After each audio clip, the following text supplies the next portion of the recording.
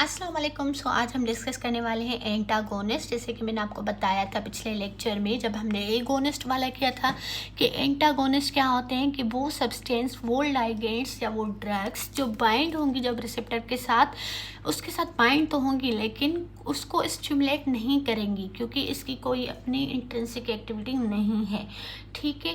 लेकिन ये क्या करेंगी कि हमारा कोई और एगोनिस्ट है, फॉर एग्जांपल कोई एंडोजीनियस एगोनिस्ट है जो उस रिसेप्टर को स्टिमुलेट करने वाला था, उसको वहाँ पे बाइंड नहीं होने देंगी, उसके एक्शन को अपोजिट कर देंगी, ठीक है, रिवर्स कर देंगे। इसीलिए हम इसको एंटागोनिस्ट कह रहे हैं।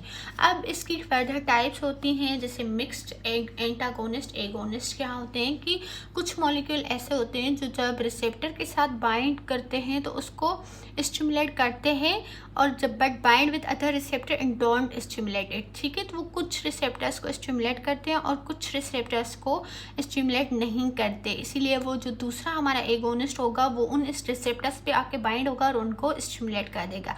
तो इसकी वजह से क्या होगा कि ये सम एंटागोनिस्ट एक्टिविटी में चला जाएगा और सम एगोनिस्ट एक्टिविटी में। एंटागोनिस्ट जो हमने दिया है, ठीक है, जो हमने एंटागोनिस्ट दिया है वो अपना वर्क करेगा और दूसरे जो हमारे कुछ रिसेप्टर्स बच गए हैं उस पर हमारा एगोनिस्ट आगे बाइंड करेगा और वो भी अपना वर्क कर सकेगा, ठीक है। तो ये इसमें दोनों एक्टिविटीज़ होती हैं।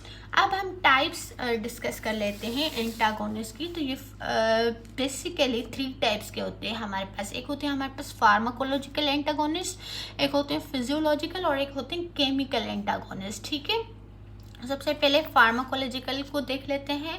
इसकी फर्दर 2 सब टाइप्स होती हैं जैसे कम्पिटिटिव और नॉन कम्पिटिटिव। अब कम्पिटिटिव की बात करें तो आपको पता है जैसे कम्पिटिटिव में क्या होता है कि ये सेम होते हैं हमारे एगोनिस्ट के, ठीक है, और उससे कम्पीट करते हैं for the active side, for the same side, ठीक है। अब इसके फिर अदर 2 सब टाइप्स होती हैं। रिवर्सिबल होते हैं कम्पिटिटिव में, यानी कि जो कम्पिटिटिव एंटागोनिस्ट हैं वो रिवर्सिबल भी हो सकते हैं और इरिवर्सिबल भी हो सकते हैं।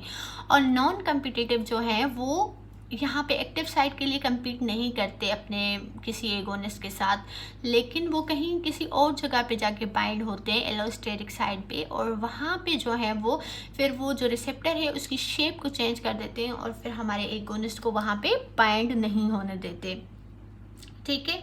तो ये थे हमारे फार्माकोलॉजिकल एंटागोनिस्ट। अब अगर हम बात करें फिजियोलॉजिकल एंटागोनिस्ट की तो ये क्या होती हैं। अब इसमें या ड्रग आ जाएगी या अगर हमारे खुद के अपने हार्मोन देख लें एंडोजीनियस तो उसकी भी बात कर सकते हैं हम। जैसे attracted bind to a non related receptor producing an effect opposite to that produce by the drug of the interest. अब इसमें क्या होगा कि हमारे पास एक जो है हमने एंटागोनिस्ट दिया हुआ है,